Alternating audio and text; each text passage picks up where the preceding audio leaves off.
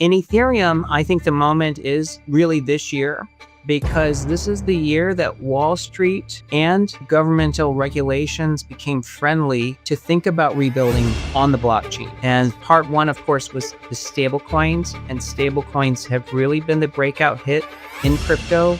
We coined it as the ChatGPT moment for crypto because it has become a breakout product. I think that there is a lot of there to Ethereum being the base where Wall Street is going to build a lot of the future.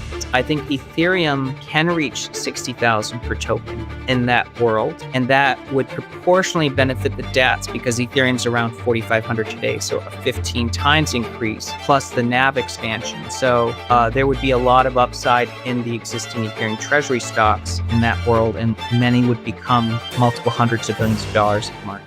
Ethereum is entering its most powerful setup ever. With Wall Street warming up to blockchain, Ethereum is on track to reach $60,000 per coin, a 15x jump that will transform the entire crypto market completely. That's the latest message from Tom Lee, co-founder of Fundstrat Global Advisors and chairman of BitMine Immersion Technologies. In a discussion with Cathie Wood, the CEO of Ark Invest, Tom Lee explained that this is the year traditional finance begins shifting onto blockchain, with Ethereum at the center of it all. He sees its value climbing to $60,000 as trillions in capital move through the network. Cathie agreed that the transition is accelerating, but views Bitcoin as the lasting store of value, while Ethereum drives the digital systems being built around it. Make sure to stick around until the end of the video, as Tom Lee, along with Cathie Wood, discuss how 2025 could mark the biggest shift yet for both Bitcoin and Ethereum. Before we jump into it, just a quick reminder. Only a small percentage of you watching are actually subscribed. If you're getting value from the videos, hit that subscribe button. It's free, it supports the channel, and you can always change your mind later. Now let's get into the video, starting with Tom Lee's outlook. Overstock was probably the only way someone could buy Bitcoin in the past. And then MicroStrategy came along. So MicroStrategy is almost 2.0 as Bitcoin treasury. What he's done successfully, of course, is really to upscale it so rapidly, because he went from having $2 of Bitcoin per share to over $250 per Bitcoin share, per MicroStrategy share today. So he has created enormous shareholder returns because the security business, of course, has continued to really muddle along at basically zero growth. In Ethereum, I think the moment is really this year, because this is the year that Wall Street and governmental regulations became friendly to think about rebuilding on the blockchain. And part one, of course, was the stablecoins, and stablecoins have really been the breakout hit in crypto. We coined it as the ChatGPT moment for crypto because it has become a breakout product, and it has created two enormous companies, one being Circle, which I know Ark was an anchor investor in the IPO, and the other is Tether. Tether today is raising money at a $500 billion valuation and roughly 300 employees.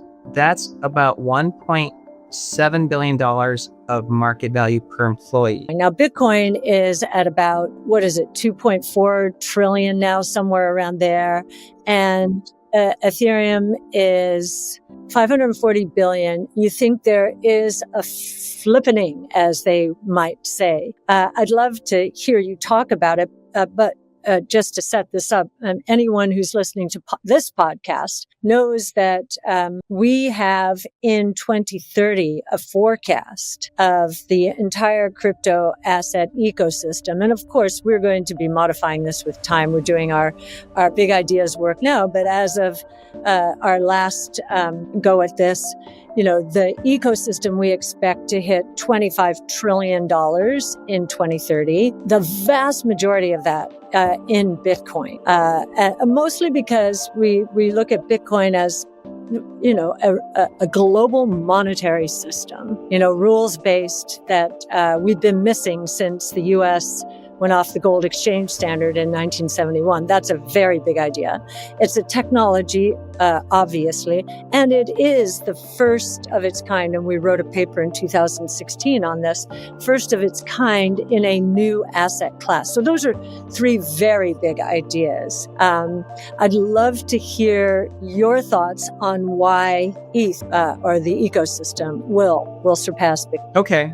Well, if I could rewind a little bit to 1971, in our chairman's message last month, we addressed how gold versus Wall Street grew post 1971. So 1971 was when Nixon formally withdrew the US from the gold standard. The immediate beneficiary was there was demand and a market to own gold. And so people would say that was your, first implication. But what we wrote about and talked about in our message was that in 1971, the dollar became fully synthetic because it was no longer backed by anything. And so there was risk that the world would go off the dollar standard. So in stepped Wall Street to create products to propagate the future of Wall Street, including, and we listed, I think, 14 products that emerged over the next decade, from money market funds to credit to mortgage-backed securities to futures, etc. And dollar dominance by the end of that period went from 27% of GDP terms, but to 57% of central bank reserves and 80% of financial transaction quotes. So Wall Street was created products that made the dollar dominant, and the market cap of equities today is 40 trillion compared to 2 trillion for gold. So in other words, gold is 5% of all available assets. And so in 2025, we think everything is now becoming synthetic or tokenized, not synthetic. So as we move not just dollars onto the blockchain, which is stablecoins, but we'll move stocks and real estate, dollar dominance is going to be the opportunity of Ethereum. So digital gold is Bitcoin. And so in that world, we believe Ethereum could flip Bitcoin, similar to how Wall Street and equities flipped gold post 71. Now, that is just our working theory because I am still a Bitcoin bull. So I'm very bullish on Bitcoin, and I believe your targets for Bitcoin are actually reachable. So we think Bitcoin fair value should at least be 1.5 to 2.1 million, but we can see higher values. But that would, of course, provide upside to a neutral smart contract platform where a lot of Wall Street will innovate of real world assets. One of the thoughts here is, Ethereum went from proof of work to proof of stake. Now, in the next 5 years, we just think about all of the creativity that is going to evolve in the financial markets around Ethereum. We totally agree with you on that. But there will come a time where we're in some kind of crisis, and then we see that the benefits of proof of work relative to proof of stake, because you're bringing in, as you say, you are bringing in a lot of TradFi and a TradFi thinking into the Ethereum world. So just wondering, if a crisis will be a moment of self-reflection and all right, is there a real difference between this proof of work world and this proof of stake world? Yes, there is existential questions that'll emerge on proof of stake, but it's also, I think, going to happen with proof of work, because we know Bitcoin mining, for instance, is becoming concentrated in corporate. In fact, I think this year there was one mining operation that actually had won 6 successive block rewards, which is a high level of concentration. And as you know, as we get closer to 2140, the block reward is going to be so small that it may not provide the economic incentives to actually continue mining, which would represent greater concentration. Tom Lee still views Bitcoin as digital gold, but sees Ethereum as the engine of the new financial world. Much like equities once surpassed gold in importance, this year, he believes, marks the start of that shift, with Wall Street laying its digital rails on Ethereum. Stablecoins prove that blockchain systems can already support trillions in daily transactions. And despite concerns about staking participation, Ethereum's flawless uptime and rapid institutional adoption show it's ready to handle the massive scale of global finance.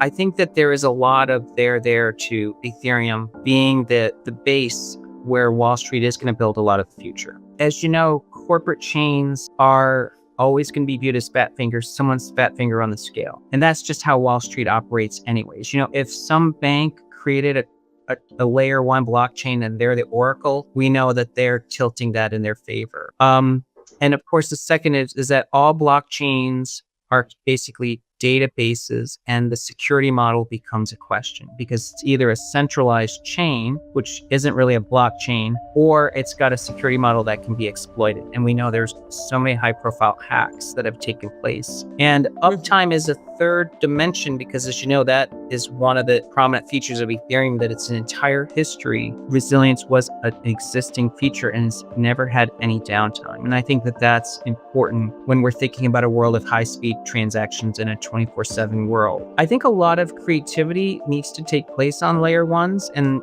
to me, as we think about tokenized world and using prediction markets, a lot of that thinking is taking place around building on layer ones and layer twos on Ethereum. But a broader statement I'd make is I don't think one blockchain can hold the entire financial system anyways, because let's say your 27 trillion is correct, and I believe it is even conservative, because today global GDP is 80 trillion. And we know GDP is an imperfect measurement because it only measures final sales. So let's say it measures 120 trillion of gross activity is what 80 trillion is measuring. Financial system ledger is 120 trillion on the other side of that.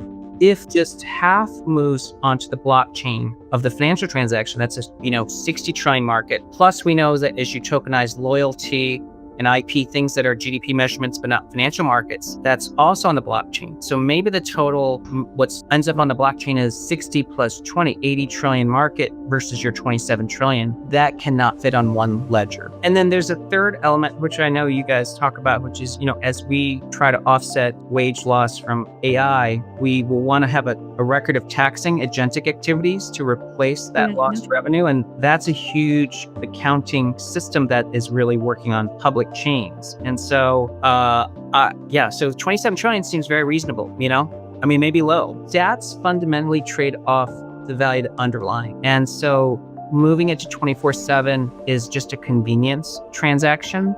It's not transformational because it doesn't unlock anything new. But tokenizing an NVIDIA or a Tesla is very appealing.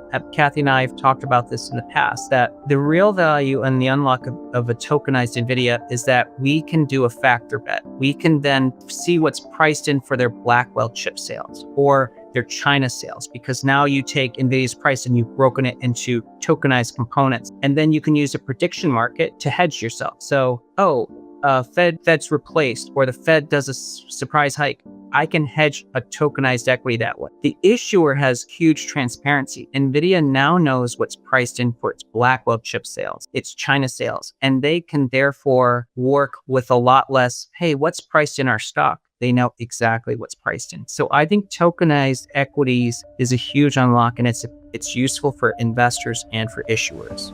And of course, it moves us away from quarterly earnings too. Yeah, it does. And do you think the administration, that part of the talk about changing quarterly earnings and so forth, might incorporate this sort of thinking? I would say I wouldn't be surprised because, as you know, the administration has a lot of folks tied into Silicon Valley. And we know that the prediction markets were so useful in that election. They proved themselves. Oh, yeah. Polymarket got 50 out of 50 states right. So I would agree, because that's probably a better way to model earnings than to wait every 90 days for a company and have the CFO tied up for a month sitting in a room, auditing financial. This is music to our ears. We're all about transparency, right? Yeah, that's right. I think this would be a really important step in making markets a lot clearer for investors and understanding what they own. It makes it less black box. And so that's why I think tokenization is a huge deal. No question about it. This is our big battle. It would help our strategy enormously because it would take the FUD, fear, uncertainty, and doubt.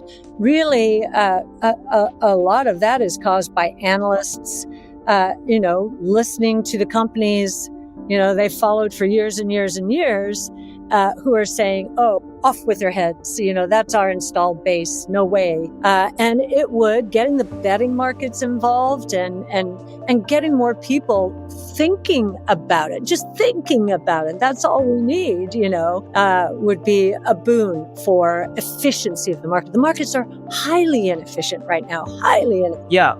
It's basically, I 100% agree, because today the equilibrium of the stock price is like, we have to take everything that you guys just said and put it into a single unit of a price. But in a tokenized world, there's equilibrium for different components, and 100%. I mean, like a Tesla, an N equal 1 company, it's very difficult for the markets to price equilibrium because Elon Musk is changing dynamically the future, but we're now having to price it in and based on deliveries of units sold last quarter. Well, and it's also time horizon as well. Yeah. Right now, the collapse in the time horizons to 1 quarter, if that, certainly in 22 and just generally because of benchmark sensitivity has really, I think, hurt capital allocation in a big way. Yes.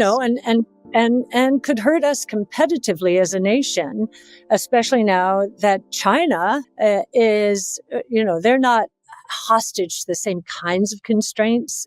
So, yeah, this could be amazing. Yeah, I would love to see the U.S. embrace this idea. Can I just ask a question that was really plaguing Ethereum for a while until its recent very dramatic turn in price? And that was, it's the layer 2s that are collecting all the fees. The layer 1 is, really being disadvantaged. The network activity is falling, giving way to the layer 2s.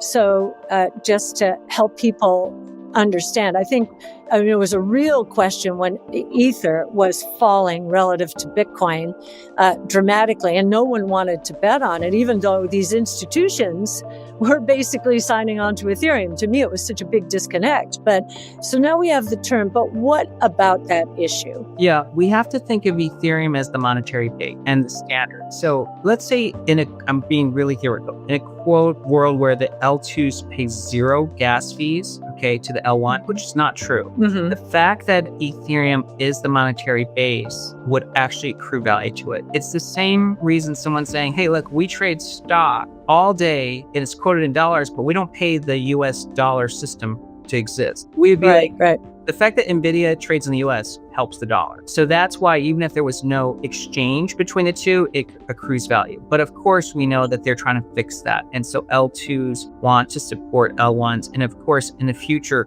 any bank that is going to be building on the future of Ethereum is going to be staking Ethereum as well. Yes. And I think the more layer 2s that evolve, the more important the underlying becomes, right? I think that's right. I believe MicroStrategy will be one of the largest companies in America because of its Bitcoin holdings. So it's about 100 billion market cap today, 15 billion of debt, so 115. If Bitcoin goes to 2 million, then that's going to be a $2 trillion company. And it's because of its holding of Bitcoin, no different than an oil company. I think Ethereum can reach 60,000 per token in that world, and that would proportionally benefit the DATs because Ethereum's around 4,500 today, so a 15 times increase plus the NAV expansion. So there would be a lot of upside in the existing Ethereum treasury stocks in that world, and many would become multiple hundreds of billions of dollars of market cap.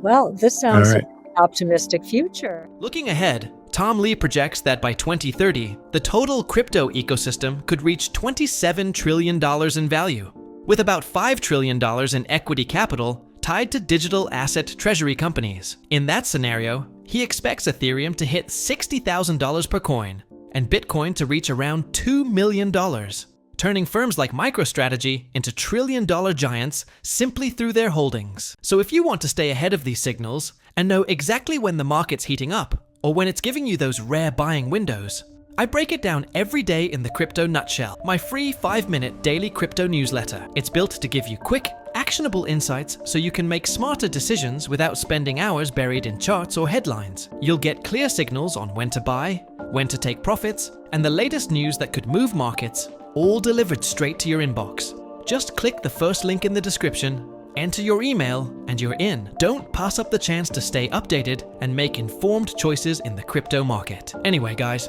I hope you all enjoyed today's video and that it gave you some value. I'll see you all in the next one. And as always, all the best.